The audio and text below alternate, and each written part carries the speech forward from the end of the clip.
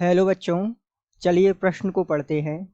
C2H5NH2 से अभिक्रिया कर रहा है CH3COCl और हमें बताना है बनने वाला उत्पाद। तो आइए मुख्य अवधारणा को समझते हुए हम इस प्रश्न को हल करते हैं।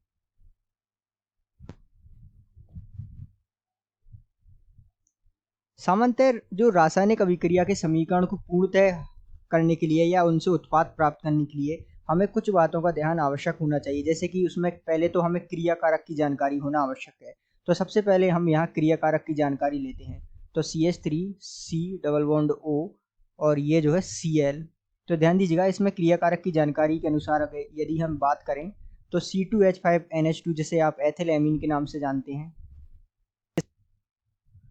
और CH3C double bond O Cl को आप ऐसे। और सबसे बड़ी बात है, अभिक्रिया किस प्रकार संपन्न हो रही है उसकी गति, अर्थात अभिक्रिया जो है यहाँ जो है एमीन समूह जुड़ा हुआ है, अर्थात एमीन किस प्रकार जो है ये अभिक्रिया संपन्न कराएगा, अर्थात इसकी अभिक्रिया गति।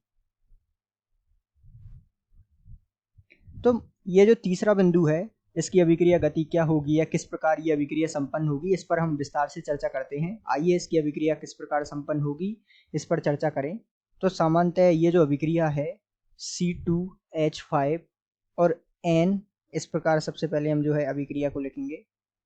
NH2 है तो इस प्रकार हम उसे अलग अलग करके लिखेंगे। अब नाइट्रोजन पर यहाँ एकांकी युग्म उपस्थित होते हैं।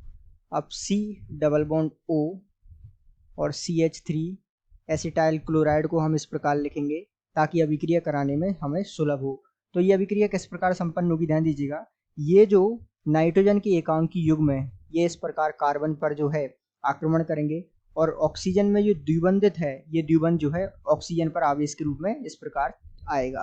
तो ये अभिक्रिया जो है किस प्रकार संपन्न होगी, ध्यान दीजिएगा, और उत्पाद बनेगा C2H5, यहाँ जो है नाइट्रोजन और H इस प्रकार जो है इससे जुड़ा हुआ है H, C, Cl और CH3 इसके साथ जुड़ा हुआ है। यहाँ ऑक्सीजन जो है द्विबंधित था तो एक प्रकार से ये जो है यहाँ बंध जो है ऋणात्मक आवेश के रूप में इस पर आ गया और जो है नाइट्रोजन पर प्लस आवेश आ गया।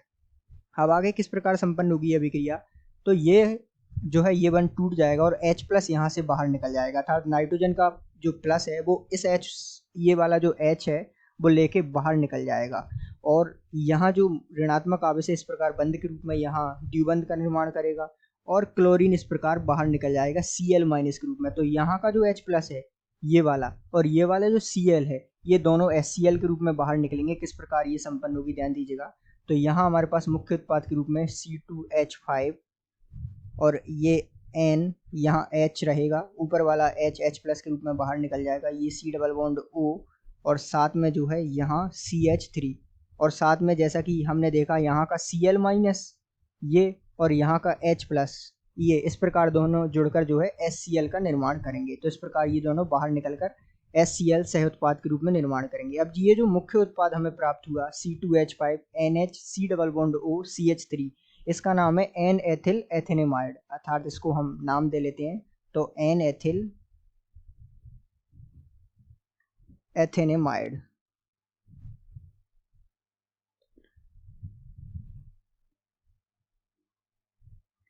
तो इस प्रकार जो है ये अभिक्रिया संपन्न होती है। तो आशा करते हैं आपको अभिक्रिया की जो है क्रियाविधि समझ आई होगी और इस प्रकार जो है आप अभिक्रिया की जानकारी के साथ इस अभिक्रिया को हल कर सकते हैं और जो है उत्पाद को प्राप्त कर सकते हैं, जो कि हमारे पास N एथिल एथेनेमाइड के रूप में मुख्य उत्पाद के रूप में प्राप्त हुआ है। तो आशा करते हैं आपको समझ आया होगा। धन्यवाद।